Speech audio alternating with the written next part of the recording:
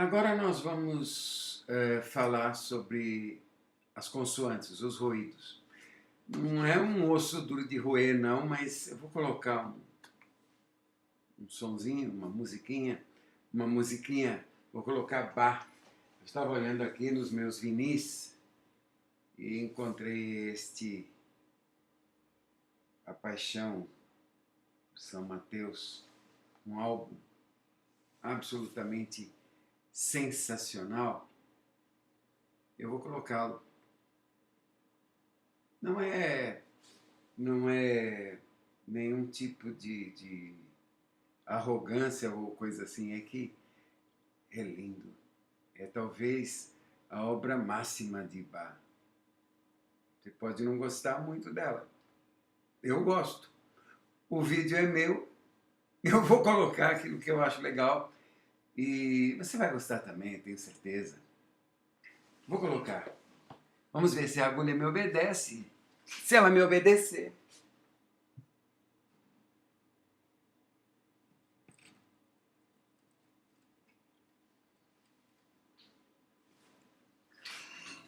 Ela obedeceu. As consoantes são ruídos, né? São fonemas que têm interferência dos órgãos, a língua interfere, os dentes interferem, nós usamos o palato, nós usamos todos os recursos. Nós fazemos a língua vibrar, nós fazemos o som sair sibilante, como em S. Nós juntamos língua, dentes, nós produzimos efeitos e provocamos os sons que nós queremos. Elas, para poderem formar uma sílaba, em português elas vão precisar sempre de uma vogal. Caso contrário, elas não formam sílaba. Elas são especiais, né? São representadas.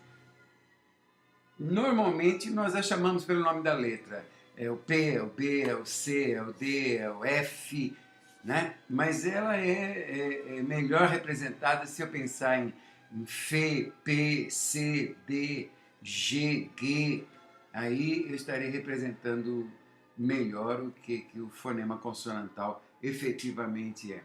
Elas podem ser classificadas de acordo com diversos critérios, né? Um dos critérios é o modo de articulação.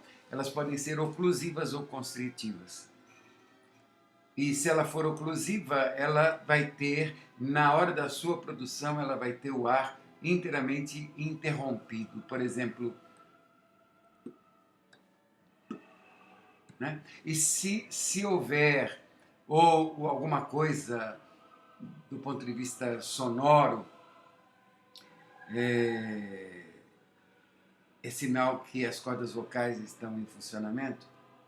Há uma diferença entre P e B. P, B.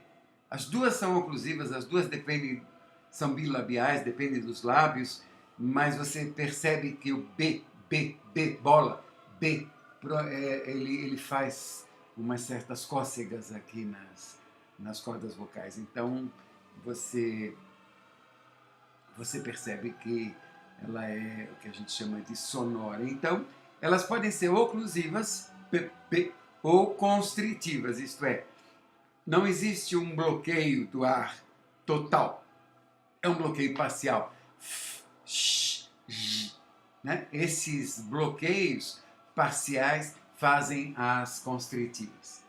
De acordo com o ponto de articulação, você pode usar os dois lábios, são as bilabiais. Você pode usar lábios e dentes, são as labiodentais. Você pode usar língua com dentes, são linguodentais, alveolares, a língua mais os alvéolos, as palatais, o dorso da língua mais o palato, o céu da boca, e as velares, a parte superior da língua mais o palato mole.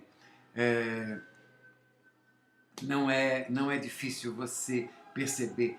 Experimenta articular cada uma delas, veja para onde vai a língua, onde está o dente, e você vai perceber que esses nomes todos são apenas para facilitar, não são para dificultar, não. Muito pelo contrário, eles facilitam bastante.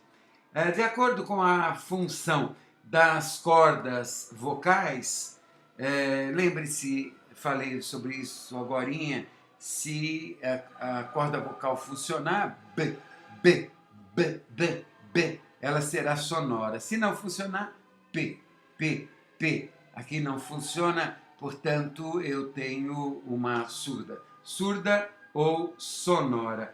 É isso o que ela é. E, finalmente, dependendo da função das cavidades bucal e nasal, ela pode ser oral ou nasal, não é isso? Há sempre uma maneira mais fácil de ver isso. A sílaba é um esforço de voz.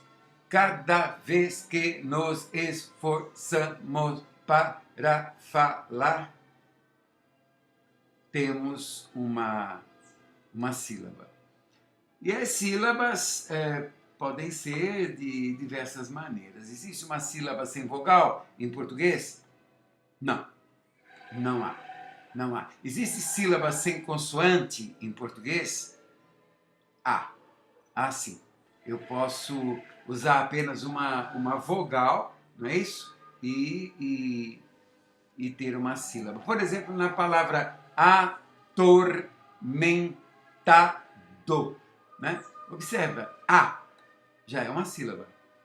Tor, eu tenho uma consoante, uma vogal e uma consoante, não é isso?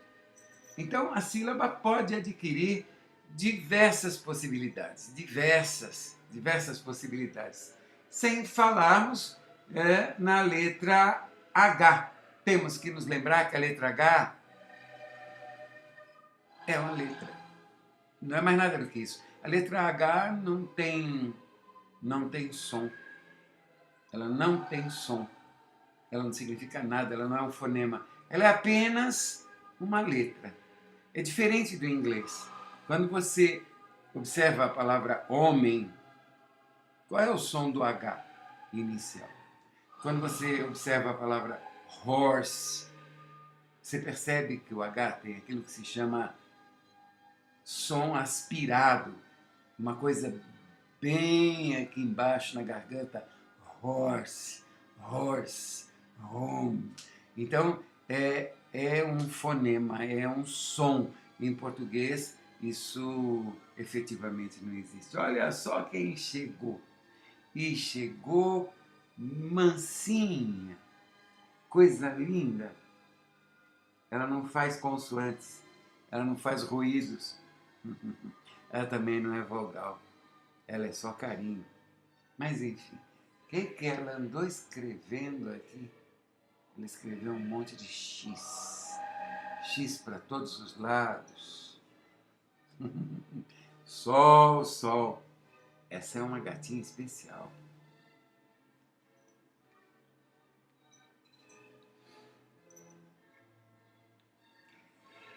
Nós temos que pensar nas questões de acentuação gráfica. E tínhamos que passar por essas questões que vimos neste módulo e nos outros, que é a questão das vogais, a questão das consoantes e a questão da sílaba. Porque vamos falar de acentuação? Por quê? Ora, porque a acentuação gráfica é muito importante nas questões do acordo ortográfico.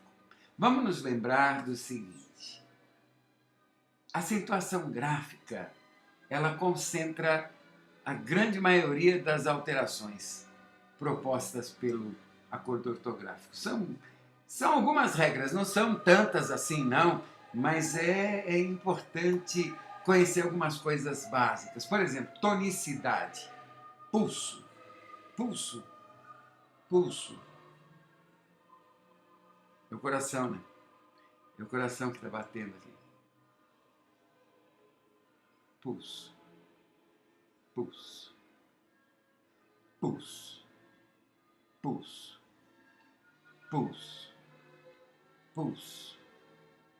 A batida de um surdo numa escola de samba, na bateria da escola de samba, você entende o que é pulso. O coração, tum, tum, tum, tum, tum, tum, tum. Pulso. Nosso corpo entende de pulso. Pulso é o tempo passando, é o instante sendo desperdiçado. As palavras têm pulsos. E nós, observando as palavras e verificando os pulsos, percebemos que as regras vão ficando mais simples, mais fáceis. Vamos ver. Se eu tenho uma palavra com 2 sílabas, eu tenho pulso. Para, teto, tatu. Mas se eu tenho uma palavra com uma sílaba só, eu posso ter uma palavra suave ou brava. Posso ter uma palavra tônica. De. Como posso ter uma palavra monossilábica átona? De. Isto é de Maria, isto é de Maria, e eu quero que Maria dê aquela tesoura nas mãos do jardineiro. É isso. É a força que se imprime a uma palavra de uma sílaba só. As palavras podem ter uma sílaba, são os monossílabos. Podem ter 2 sílabas, são os dissílabos. Podem ter 3 sílabas, são trissilábicas. E podem ter mais do que 3 sílabas, são os polissílabos. Dissílabos, trissílabos, monossílabos, trissílabos, monossílabos, polissílabos, dissílabos. Quando você tiver numa mesma sílaba 2 sons vocálicos subsequentes, pai, mãe, você tem uma vogal e uma semivogal. Você nunca terá 2 vogais na mesma sílaba. Nunca. O vinil tocou e o vinil acabou. Eu vou virar o disco. Me dá um tempinho. É só um tempinho.